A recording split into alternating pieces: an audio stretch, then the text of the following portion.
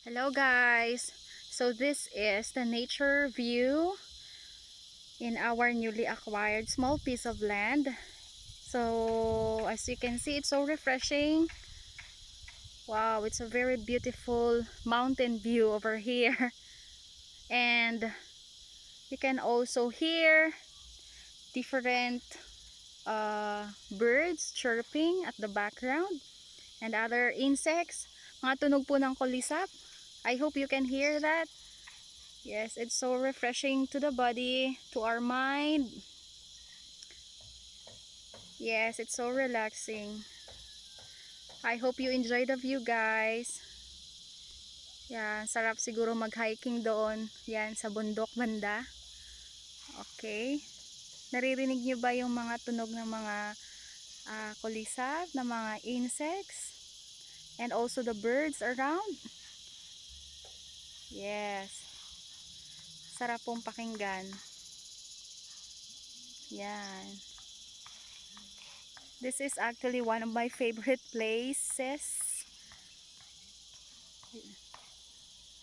Oh! May extra dun ah.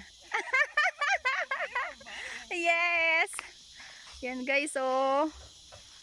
Oh. See? Very dense pa po yung yung mga trees. Siguro ang saya pumunta dun sa taas, mag-hiking. Kaya lang baka maraming ahas. Saka baka maraming mga mga animals na nakakatakot.